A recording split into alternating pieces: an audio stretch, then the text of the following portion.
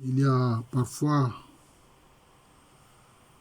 un phénomène douloureux, c'est le fait que la femme perde plusieurs enfants en bas âge. Les Akans appellent ça abawo. Cela se dit aussi bien ainsi en Cui qu'en langue Agni. Quand chez les Agni, une femme perd beaucoup d'enfants, en bas âge, on dit Odi abawo. Aba, enfant, wo, mourir. Voilà. C'est ça, cela arrive. Alors quand la femme perd ainsi plusieurs enfants en bas âge, 1, 2, 3, 4, on appelle ça abawo. Et c'est vraiment dramatique. Alors, les ancêtres Akans, qu'est-ce qu'ils faisaient devant cette situation-là? Ils faisaient des rituels. Ils faisaient des rituels de purification de la femme et de protection de la femme. Ces rituels de purification et de protection consistaient souvent à faire appel non seulement à la protection des ancêtres, mais à la protection de certains esprits qui sont dans la nature.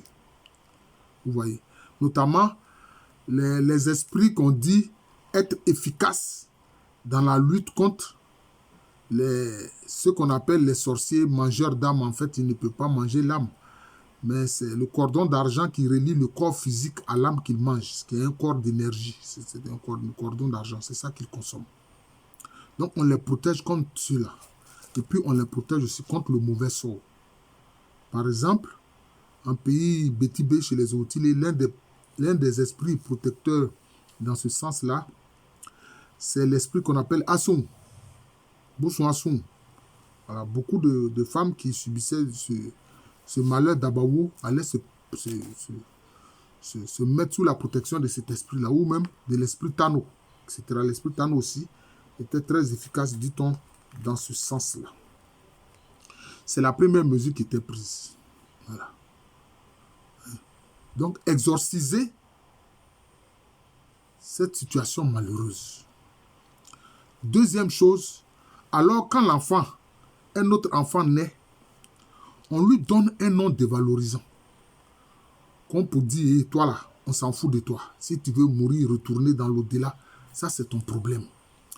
À partir de ce moment, on lui donne un nom comme Foufoué. Foufoué qui veut dire le dépotoir, là où on jette les ordures. C'est de là vient le nom, comme celui du président Oufoué. Voilà, c'est Foufoué, ça veut dire le dépotoir. Hein? Le dépotoir où on jette les ordures.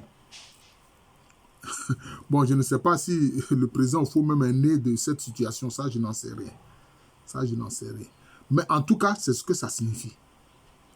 Quand vous voyez une personne qui s'appelle Foufoué, en général, ça vient de ce fait-là. Hein?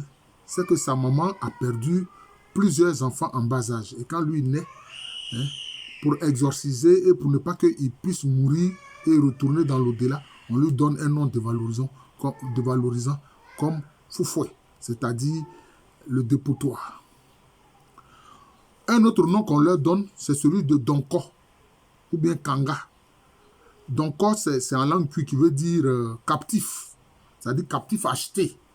C'est disons un captif qui a été acheté avec des moyens financiers, notamment de la poudre d'or, etc., ou des perles précieuses.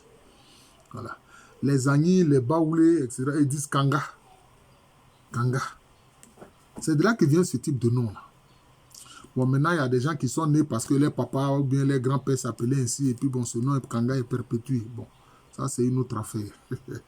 Voilà. Sinon, le nom Kanga en général, hein, c'est quand un enfant naît à la suite de ce que ses frères et sœurs précédents sont morts, hein, sont morts en bas âge, etc. Donc, c'est comme ça. Donc, vous devez connaître ce type de situation. Quelquefois même, il y a certains qui sont appelés Akwale. Akwale, c'est-à-dire, ça c'est en langue zema. Ou bien on dit Ako, c'est-à-dire poulet. C'est-à-dire qu'on lui donne le nom de poulet, comme si lui il est un poulet. Akwale ou bien Ako. Vous voyez. Non, on lui donne un nom dévalorisant. On peut trouver toutes sortes de noms dévalorisants. Hein. Voilà, parce qu'un poulet, quelle est la destinée d'un poulet? C'est d'être un jour égorgé et puis manger. Vous voyez? Donc, c'est ça. On peut lui alors donner ce nom dévalorisant-là. Voilà, c'est ce qui se fait, hein, chez les Akans. Voilà.